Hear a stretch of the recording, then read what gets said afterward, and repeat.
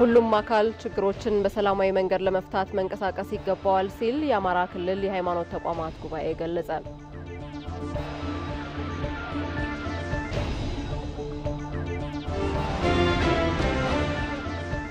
በማዕከላዊ ኢትዮጵያ ክልል ከነገ ጀምሮ በሁሉም ዞኖችና ልዩ ወረዳዎች አጀንዳ የሚሰጡ ተወካዮች መረጣ እንደሚጀመር የኢትዮጵያ ሀገራዊ የምክክር ኮሚሽን አስታወቀ።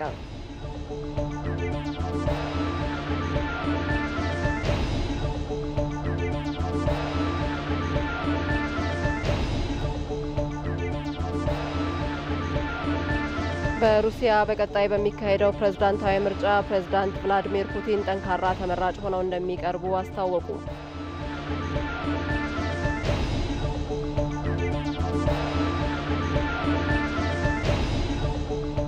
እንዴት አምሽታችኋል ክቡራን ተመልካቾቻችን? ከምሽቱ 2 ሰዓት ሆኗል። ከኢትዮጵያ ቴሌቪዥን የእሁድ ምሽት ዜናዎቻችን ተጀምረዋል።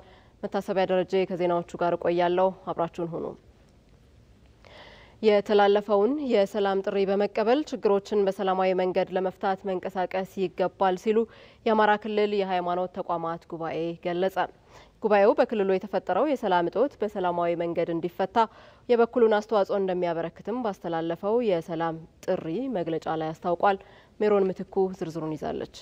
በአማራ ክልል ያጋጠመውን የሰላም መደፍረስ ለመፍታት የክልሉን ሰላም በዘላቂነት ለማረጋገጥ የክልሉ መንግስት ለታጠቁ ኃይሎች የሰላም ጥሪ ከሰሞኑ ማስተላለፉ ይታወሳል። ችግሮችን በሰላማዊ መንገድና በውይይት ለመፍታት መንግስት ያቀረበውን የሰላም ጥሪ ተግባራዊ እንዲሆን በየደረጃው የሚገኙ የሚመለከታቸው አካላት የሀገር ሽማግሌዎችና የሃይማኖት አባቶች የበኩላቸውን እንደሚወጡ እየገለጹ ይገኛሉ። የአማራ ክልል የሃይማኖት ተቋማት ጉባኤ በክልሉ የተፈጠረውን የሰላም እጦት በሰላማዊ መንገድ ፈታ የተሰጠውን የሰላም ጥሪ ሁሉም አካል ተቀብሎ ሊተገብረው ይገባል የሚል የጋራ የሰላም ጥሪ አቅርቧል። እንደ ሃይማኖት ተቋማት የመጀመሪያው ጉዳይ ሰላም ስለሆነና ነገሮች በውይይት በንግግር በድርድር መፈታት እንዳለባቸው የአማራ ክልል የሃይማኖት ተቋም ጉባኤ ያምናል። ሁሉም ለሰላም አስተዋጽኦ ማድረግም እንዳለበት ይሄንንም ደግሞ የሰላም ጥሪዎችን ማስተናገድና ሁሉም ሰው ተባባሪ እንዲሆን የሃይማኖት ተቋሙ እምነት ነው። መንግስትም ለህዝብ ኃላፊነት በመውሰድ ስላለበት የህዝቦችን ጥያቄ በአግባቡ በትክክለኛው መልክ በመመለስና ወደ ሰፊ በመሆን ችግሮችን ከሰላም ጥሪው ባሻገር በውይይት ሊፈቱበት የሚችሉበትን መንገድ መቀየስና ማንኛውንም አስፈላጊ አካል የሰላሙን መሳካት ጥረት እንዲያደርግ ስንል እናሳስባለን። የታጠቁ ኃይሎች የቀረበውን የሰላም ጥሪ በመቀበል ለክልሉ ሰላም መረጋገጥ የበኩላቸውን እንዲወጡና መንግስትም የሚነሱ ጥያቄዎችን በመፍታት ለክልሉ ብሎም ለሀገሪቱ ዘላቂ ሰላም በትኩረት ሊሰራ ይገባል ብለዋል የአማራ ክልል የሃይማኖት ተቋማት ጉባኤ። መንግስትም አሁን የሰላም ጥሪ ያደርጓል። በዚህ ሰላም ጥሪ ላይ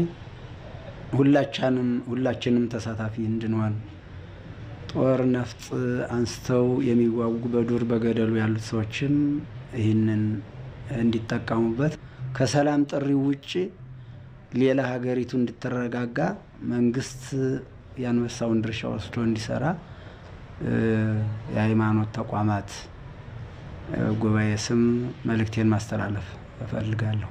አሁን መንግስት የሰላም ጥሪ አድርጓል። ለወንድሞቻችን ለሀገራችን ሰላም፣ ለሀገራችን ህዝብ፣ ለሀገራችን ፍቅር፣ ለሀገራችን እድገት ሲባል ሁላችሁም ይህን የሰላም ጥሪ ሰምታችሁ አንዴው ለሰላሙ እንድትደራደሩ በማለት ጥሪን አስተላልፋለሁ። በየደረጃው የሚገኙ የተለያዩ የእምነት ተቋማት አማኞች ለሰላም መስፈን የበኩላቸውን አስተዋጽኦ እንዲያበረክቱ ሲልም የሃይማኖት ተቋማት ጉባኤው ጥሪውን አስተላልፏል።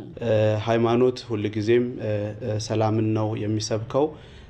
ህዝቦቻችን በተለያዩ የሃይማኖት ተቋማት ስር ያሉ ምዕመናኖቻችን ሁሉም ለሰላም ጥሪ ተሳታፊ እንዲሆንና መንግስት ያቀደውንም ይሄንን የሰላም ጥሪ የተሳካ እንዲሆን የብዙዎች ጥረት የብዙዎች ትብብር ያስፈልጋልና ምናልባትም ነገሮች በተሻለ መልኩ ለመፍታት እንዲቻል ሁሉም ሰው ይሄንን ጥሪ ተቀብሎ የሚያስፈልገውን ጥያቄ ከሚያስፈልገው አካል ጋር እንዲነጋገር ስንል እንደ ሃይማኖት ተቋማት ጉባኤ እናቀርባለን።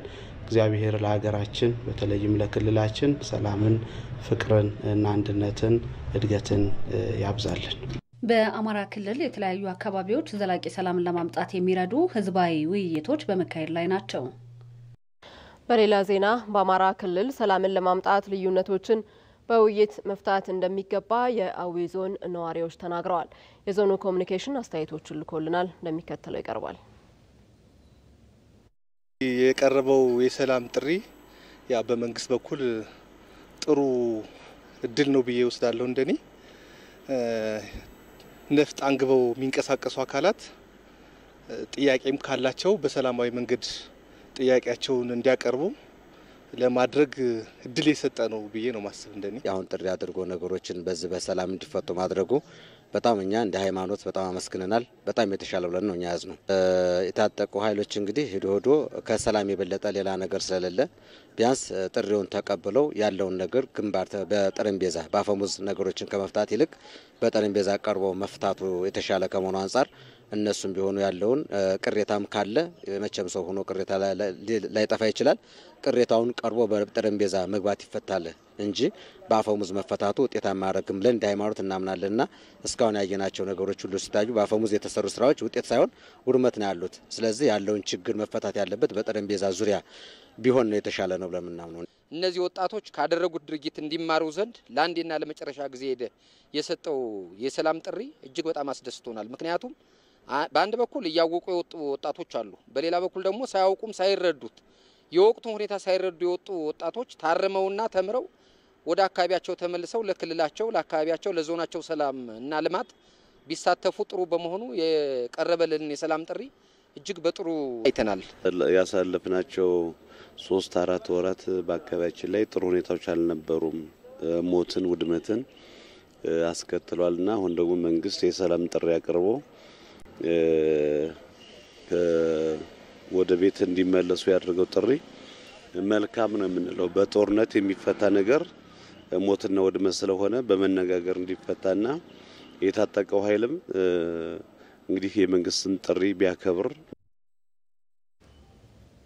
በአዲስ አበባ ከተማ ለሚኩራ ክፍለ ከተማ አንድን ወጣት በማገት 10 ሚሊዮን ብር የጠየቁ ግለሰቦች በቁጥጥር ስር መዋላቸውን የአዲስ አበባ ፖሊስ፣ የፌዴራል ፖሊስ ወንጀል ምርመራ ጠቅላይ መምሪያና የብሔራዊ መረጃና ደህንነት አገልግሎት ገለጹ።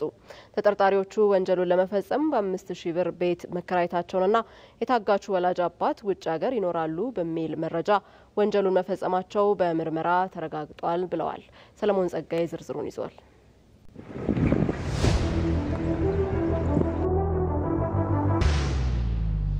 ለምንድነው ቤተሰቦች የማይልኩልህ ብርም ምናምን በጽሁፍ ያድርጎ እዚህ ጋር 3 ጊዜ እንዲያርግ ማለት ነው።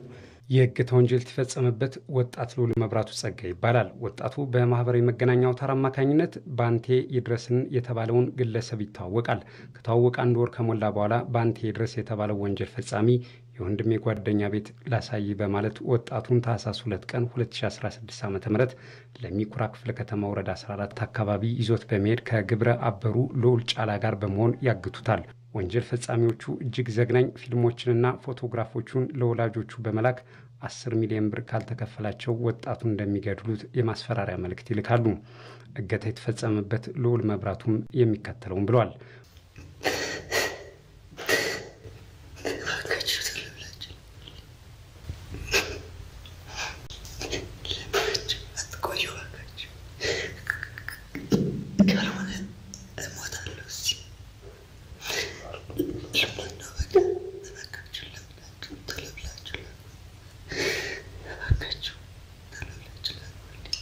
ወጣት ልዑል እገታ በተፈጸመበት ወቅት አጋቾቹ በዚህ መንገድ በደል ያደርሱበት ነበር። የእገታ ወንጀል እንደተፈጸመ ሪፖርት የደረሳቸው የአዲስ አበባ ፖሊስ፣ የፌዴራል ፖሊስ ወንጀል ምርመራ ጠቅላይ መምሪያና የብሔራዊ መረጃና ደህንነት አገልግሎት ባደረጉት ጠንካራ ክትትል ወንጀሉ በተፈጸመ በ4ኛው ቀን ተጠርጣሪዎቹን በቁጥጥር ስር በመዋል ወጣቱን ከእገታ ነጻ ማውጣት ተችሏል። ተጠርጣሪዎቹ ወንጀሉን ለመፈጸም በ5000 ብር ቤት መከራየታቸውንና የታጋቹ ወጣት ወላጅ አባት ውጭ ሀገር ይኖራል በሚል መረጃ ወንጀሉን መፈጸማቸውን በምርመራ ተረጋግጧል። ይሄ የተከራየው ሰው ማን ነው? ለምን መጣ? ከየት ነው የመጣው የሚለውንም ነገር መጠየቅ አለባቸው። ወንጀል ፈጻሚዎች ያልተገባቸውን የገንዘብ ጥቅም ለማግኘት የእገታ ወንጀሉ እንደሚፈጽሙ ፖሊስ አስታውቆ መሰል የወንጀል ድርጊቶችን ለመከላከልና አጥፊዎችን ሕግ ፊት ለማቅረብ የህብረተሰቡ ተሳትፎ ወሳኝ መሆኑን ገልጿል። በልዩ ልዩ ምክንያት የምንቀርባቸው ግለሰቦች ማንነታቸውን ጊዜ ወስደን ማረጋገጥ አለብን ያለው ፖሊስ በተለይ ሙሉ ቤት የሚከራዩ ግለሰቦች የተከራዮቹን ማንነትና ለምን እንደተከራዩ ማረጋገጥ እንዳለባቸው አሳስቦ ይህን ሳያደርጉ በሚፈጠር ችግር የህግ ተጠያቂ እንደሚሆኑ የአዲስ አበባ ፖሊስ መልእክቱን አስተላልፏል።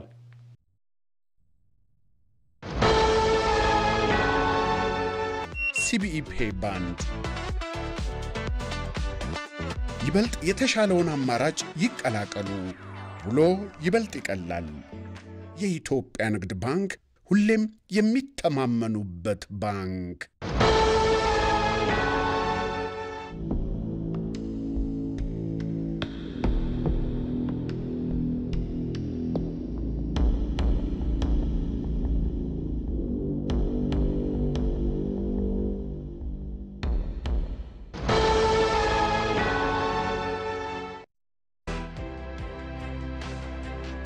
የግብርና ፋይናንስን በማቅረብ ቀድመን ዘመናዊ ምርታማነትን ያቀጣጠልን፣ የአርሶ አደሩን ኑሮ በማገዝ ማሳው በጊዜ ታርሶ ወቅት ጠብቆ አዝመራ እንዲሰበሰብ ደጀን ሆነን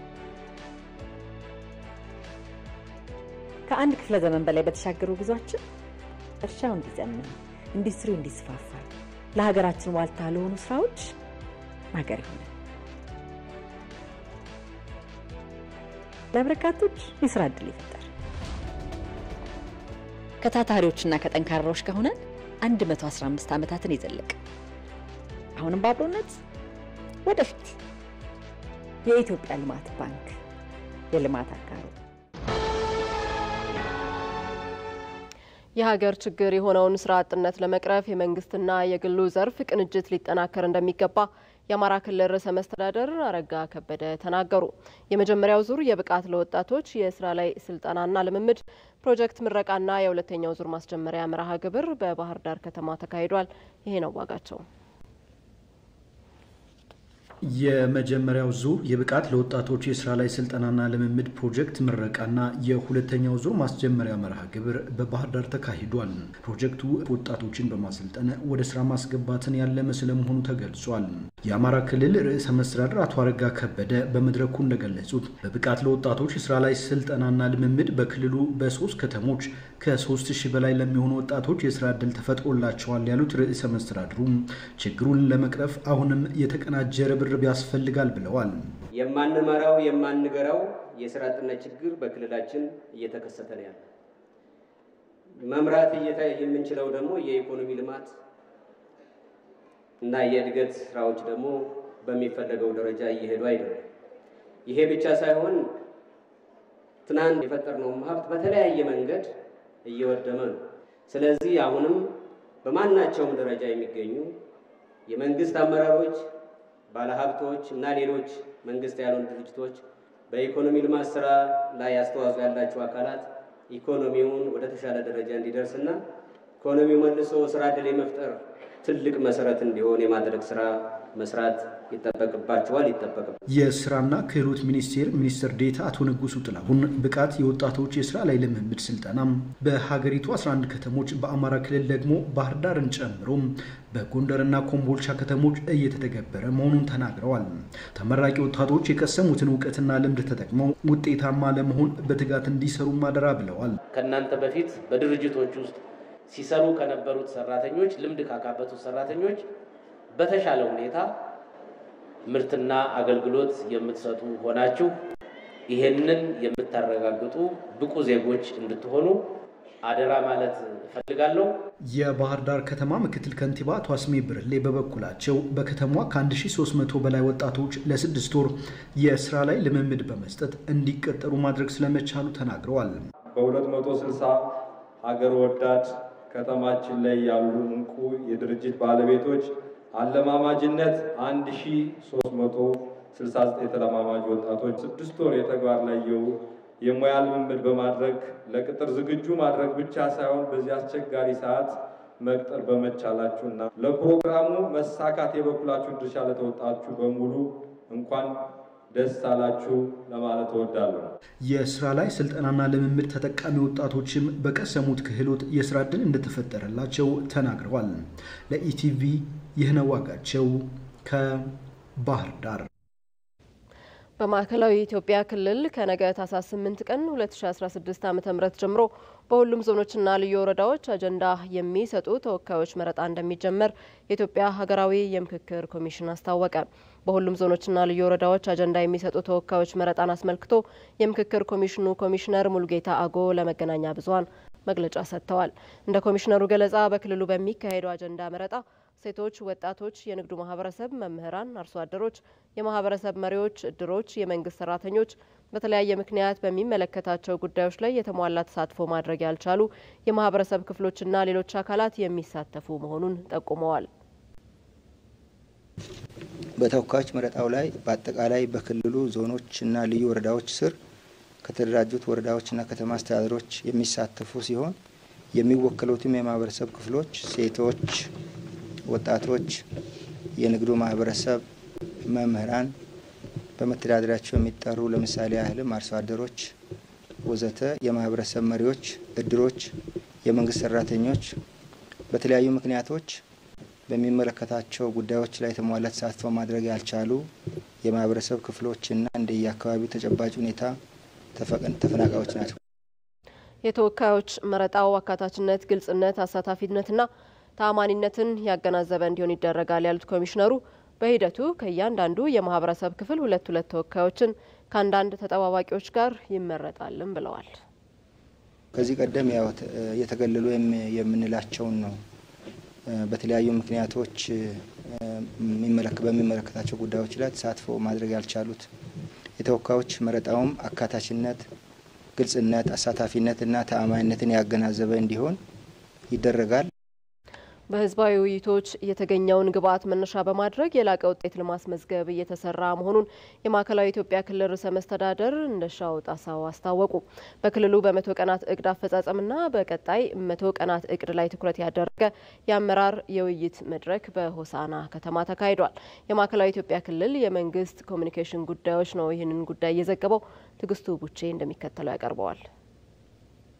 የማዕከላዊ ኢትዮጵያ ክልል ነሐሴ 13 ቀን 2015 ዓ.ም የመንግስት ምስረታ በማካሄድ ነበር ስራውን የጀመረው። ክልሉ ልዩ አዋጆች፣ ደንቦች እንዲሁም የመንግስት የስራ ኃላፊዎች ሹመት በማጽደቅ ተግባራዊ እንቅስቃሴ ጀምሯል። የማዕከላዊ ኢትዮጵያ ክልል ርዕሰ መስተዳደር እንዳሻው ጣሰው በ100 ቀናት እቅድ አፈጻጸም ላይ ትኩረት ባደረገው የውይይት መድረክ እንደገለጹት በህዝባዊ ውይይቶች የተገኙ ግብዓት መነሻ በማድረግ የላቀ ውጤት ለማስመዘገብ እየተሰራ መሆኑን ጠቁመዋል። የህዝብ መድረኮች በተለያየ ደረጃ ማከናወን በጣም ጥሩ ናቸው። በልዩ ወረዳዎች፣ በዞኖች፣ በማዕከል የተደረጉ የህዝብ መድረኮች ህዝቡ ጋር ምን አለ የሚል ነገር ሀሳብ እንድንለይ አድርጓል። በዚህ ውስጥ አጠቃላይ የህዝብ ፍላጎት ተለይተዋል። ሁሉም ስራዎች ወደ ሲስተም ለማስገባት ተሞክሯል። ስራ ተጀምሯል። የማዕከላዊ ኢትዮጵያ ክልል መንግስት ዋና ተጠሪ ዶክተር ዲላሞ ኦቶሬ እንደገለጹት የተለየ የግል ፍላጎት ያላቸው አካላት የማህበራዊ ሚዲያን በመጠቀም በህዝቦች መካከል ልዩነት ለመፍጠር የሚጥሩ ኃይሎችን ተጠያቂ በማድረጉ ሂደት የአመራሩ ሚና ከፍተኛ ሊሆን እንደሚገባ ተናግረዋል። ሶሻል ሚዲያም ሰውን ለህግ ሲታቀርቡ እኔን የሚሳደበውን ነው ወይ የምናቀርበው ወይስ ህዝቦችን ጥቅም የሚጎዳውን ነው የማቀርበው? በደንብ ማየት አለባቸው። ህዝቦችን በሙሉ ጥቅም የሚጎዳ ማንም የእናት ልጅ ለምን ነው ካጠገቢ 2 ሜትር ሳይሞላ ግን ወንጀለኛ አለ ካንተ ጋር ለምን ሩቅ እንሄዳለን? የውይይቱ ተሳታፊ አመራሮች እንደገለጹት ክልሉ ከተመሰረተ ጥቂት ወራት ወዲህ በተከናወኑ የልማትና የመልካም አስተዳደር ስራዎች ውጤት ስለመመዘገቡ ጠቁመዋል። በጣም ፈጣን የሆነ የተግባር አፈጻጸምና ፈጣን የሆኑ ግራውንድ ላይ ያሉ ጥያቄዎችን የሚመልስ አመራር የተሰጠበትና የአመራር ስርዓት የተዘረጋበት ሁኔታ እንዳለ ነው። አዲስ ክልሉ መመስረት ትልቅ ተስፋን የጫረ ነው። ይሄንን ደግሞ ባደረግናቸው የህዝብ ውይይቶቻችንም ኮንፈረንሶቻችን ያረጋገጥንበት ሁኔታ ነው ያለው። የማዕከላዊ ኢትዮጵያ ክልል በአዲስ መልክ ከተደራጀ ወዲህ ለመጀመሪያ ጊዜ የ100 ቀናት እቅድ አፈጻጸም በመገምገም የቀሪ ጊዜያት እቅድ ዝግጅት ላይ ምክክር ተደርጓል። ሀገራዊ የቢዝነስ ፖርታል ፕሮጀክትን ማስጀመሪያ መርሃ ግብር በባህር ዳር ከተማ ተካሂዷል። በመድረኩም የኢኖቬሽንና ቴክኖሎጂ ሚኒስቴር፣ የአማራ ክልልና የባህር ዳር ከተማ የስራ ኃላፊዎች ተገኝተዋል። የኢኖቬሽንና ቴክኖሎጂ ሚኒስትር ዴኤታ ዶክተር ይሽሩ አለማየሁ የሀገሪቱን የዲጂታል ትራንስፎርሜሽን ስትራቴጂ ለማሳካት ከሚያግዙ ጉዳዮች አንዱ የሆነው የብሔራዊ ቢዝነስ ፖርታል የንግድ ስራን ለማቀላጠፍ፣ ግብርና ታክስ ለመክፈል፣ የግንባታ ፍቃድ ለማውጣትና ለመሳሰሉ ጉዳዮች ተገልጋዮች ጊዜና ጉልበታቸውን ሳያባክኑ አገልግሎት እንዲያገኙ የሚያስችል ስለመሆኑ ተናግረዋል። በመጀመሪያ ዙር በአዲስ አበባ፣ በሁለተኛ ዙር በባህር ዳር፣ አዳማና ድሬዳዋ እንዲስፋፋም እየተደረገ ነው ብለዋል።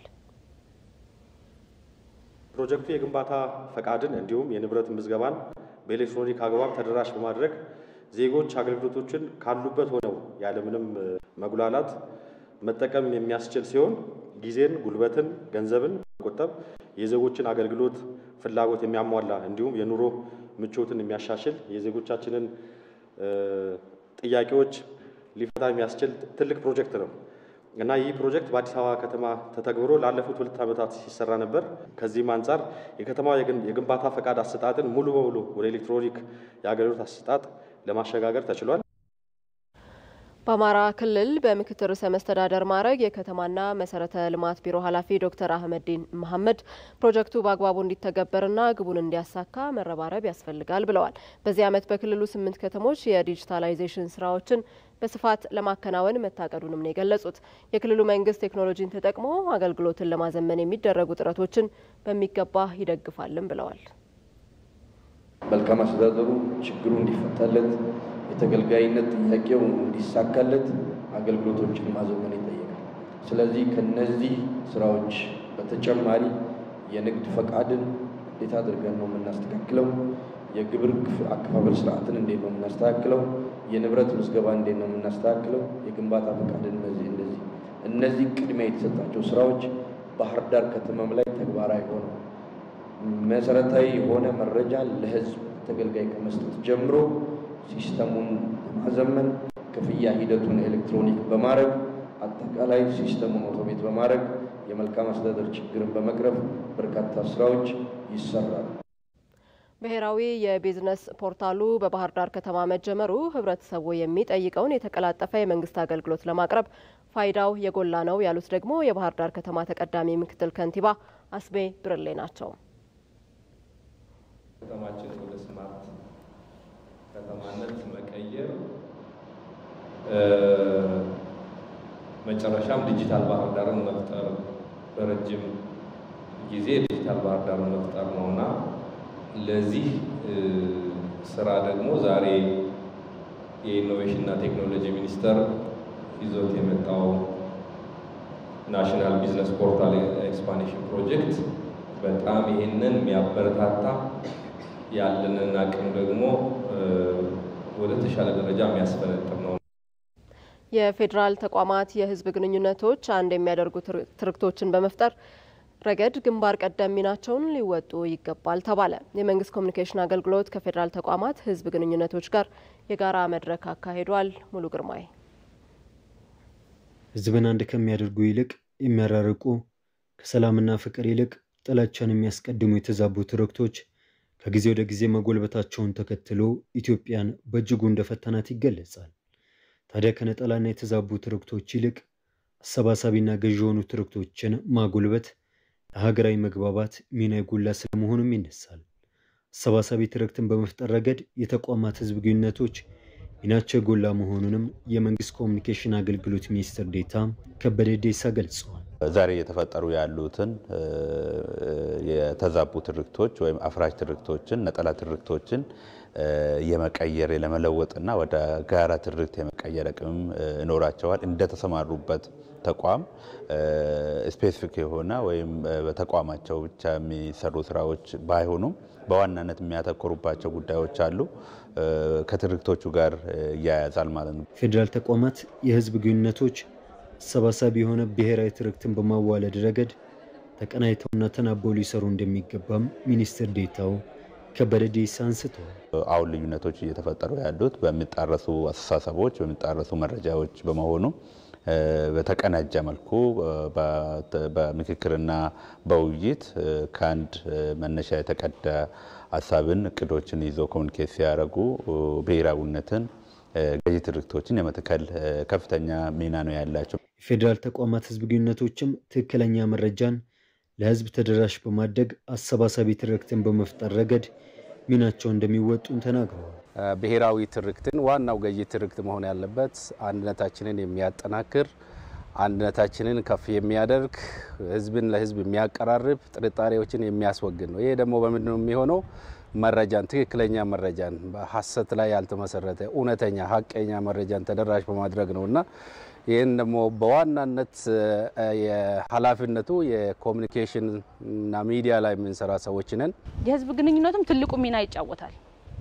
ሲምፕል ትርክትን ወደ ጎን በማድረግ የወል ትርክትን በማስፋት ወይም እሱ ላይ ትኩረት አድርጎ በመስራት ሀገር ይሄ ናሽናል ትርክት እንዲኖራት ወይም የወል ትርክት እንዲኖራት ትልቁ ሚና ይጫወታል። ለሰው ይሆናል በተባለው ተቋሙ በተገደበበት አግባብ እዛው ልክ በትክክል የሆነውን ነገር ለህብረተሰቡ ባቀረቡ ቁጥር ህብረተሰቡም የማመንና የመቀበል በዛው ልክ ደግሞ በጉዳዮች ላይ የመተማመን ያዳብራል ብለን እናስባለን። መንግስት ኮሙኒኬሽን አገልግሎት ከፌዴራል ተቋማት ህዝብ ግንኙነቶች ጋር ጋራ መድረክ ያካሄዱ ሲሆን ተቋማቱ የኮሙኒኬሽን ስራዎችን ተቀናይተውና ተናበው ሊሰሩ እንደሚገባም ተገልጿል። ወደ ውጭ ዜና አልፋለሁ። በቀጣይ በሩሲያ በሚካሄደው ፕሬዝዳንታዊ ምርጫ ፕሬዝዳንት ቭላዲሚር ፑቲን ጠንካራ ተመራጭ ሆነው እንደሚቀርቡ ይፋ አደረጉ። ፕሬዝዳንቱ ምርጫውን አስመልክቶ ከሩሲያ ቴሌቪዥን ጋር ባደረጉት ቆይታ በሀገሪቱ የፕሬዝዳንትነቱን መንበር ማንም ተቀናቃኝ እንደማይጋፋ ያረጋገጡ ይመስሉ ነበር ብሏል አርቲ ወርልድ በዘገባው። በተሰበሰበ የህዝብ ድምጽ ደግሞ በርካታ ሩሲያውያን ፕሬዝዳንት ቭላዲሚር ፑቲን በስልጣን ቢቀጥሉ ደስተኛ መሆናቸውን ገልጸዋል። በሩሲያ ብዙ ተቃዋሚዎች በቁጥጥር ስር በመዋላቸውና ከውጭ የገንዘብ ምንጮቻቸውና ደጋፊዎቻቸው ጋር የሚገናኙበት መንገድ ባለመኖሩ ቀጣዩን ምርጫ ፕሬዝዳንት ፑቲን ያሸንፋሉ ተብሎ ነው የሚጠበቀው። ይሁን እንጂ በዚህ ምክንያት ሩሲያ በአሜሪካና በአውሮፓ ሀገራት በመገለሏ ከአረብ ሀገራት ከቻይናና ከአፍሪካ ሀገራት ጋር ወዳጅነቷን አጠናክራለች። የሩሲያ ፕሬዝዳንታዊ ምርጫ በቀጣዩ የፈረንጆቹ ዓመት ማርች 17 2024 ይካሄዳል። የዘገበው አርቲ ወርልድ ነው። የውድ ምሽት ዜናዎቻችን ተጠናቀቁ። ስለተከታተላችሁን እናመሰግናለን። መታሰቢያ ደረጃ ነበርኩ። በሰላም ደሩ።